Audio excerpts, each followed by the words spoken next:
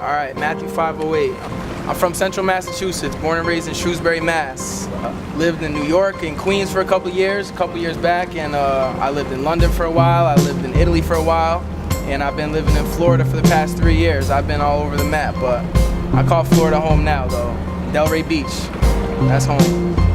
I used to go by MD, and that shit was cool. I was gonna do a few plays, like the doctor type plays, medical doctor shit, but after I started rapping about like my life, like really the shit that I've been through and all like the bullshit, blah, blah, blah, I wanted to make my name like a little more personal, so I wanted to put my first name, my full name in it. That's like what my mother calls me. And I added the 508 because Massachusetts really shaped me into the person that I am. And I lost a lot of people from Mass. A lot of good friends, and so I think the 508 kind of keeps them alive, you know what I'm saying? I guess when I was in school, I loved English, I loved writing. That shit always came naturally to me. I like playing with words, I like vocabulary and all that.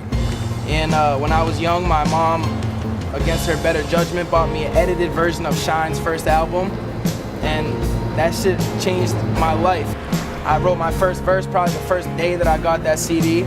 And then it was about all ridiculous shit that did not apply to me, crack and guns and all that shit that I was hearing in the album. And then over time, I just kind of developed into, I had my own like perspective in music coming from shit that really applied to me. And shit that I've been through and the way that I think, and you know what I'm saying? It's very reflective of my real life, and I love it. Like that's some people like their sports, and some people like the classroom, like when I'm in the studio and writing music and listening to beats and all that, like that's really like a sanctuary. That's like my fucking comfort zone. I love that shit a lot. I want to do that shit all day, every day, basically. 16 years old, I got strung out on dope, basically, is how it went down. OC 80s were big in my city, my town and all that. Fucking everybody's getting fucked up on pills and all that. I started doing that 16 years old and stuck a needle in my arm when I was 17, basically is how the shit went down. Me and a bunch of my dumbass friends doing dope all the time, and you know what I'm saying, my grades slipped, I got fired from jobs, I got arrested, all that type of shit. And then I started going to rehab, I started going to detox and rehab like on a fucking 2-3 week cycle. Made it down to Florida to go to rehab in 2013, in and out, getting kicked out, went to jail in Florida, all that. Couldn't stop getting high, basically was just a shit, like I'm like a cold addict at the end of the day. And then January of last year, I got clean. I got into AA, I got clean, I have 18 months sober now. And so like my music is like a balance of the war stories and what it's been like and all that type of shit, but also like how it's like positive now. I heard Schoolboy Q say in an interview that most of his music is like a period of his life when he was banging and all that. And that's kind of how my shit is too. I don't do any of that. I don't rob people anymore. I don't use drugs anymore and all that, but that's like a big significant portion of my life, so that comes out in the music a lot. You know, my music got pain, it's got love, heartbreak, it's got fucking stories, you know, all true stories. It really paints a picture of what shit is like on this side. Like a lot of people don't understand that, you know, for a junkie, like life is different, you know what I'm saying?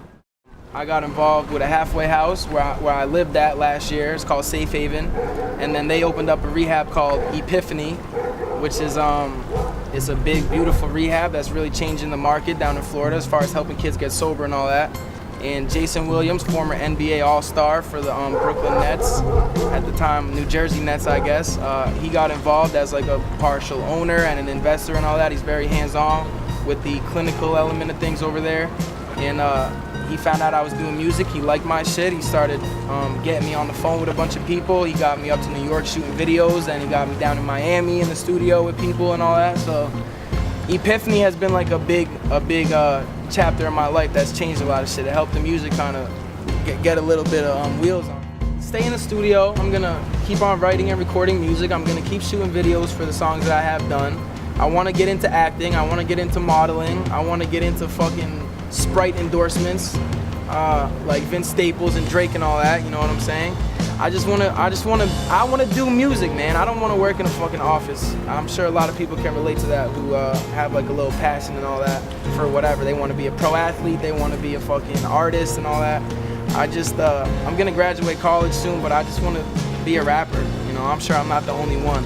I know there's a lot of white boys out there that wanna be a rapper, but I feel like this is what I'm supposed to be doing, man. This is what I'm built for.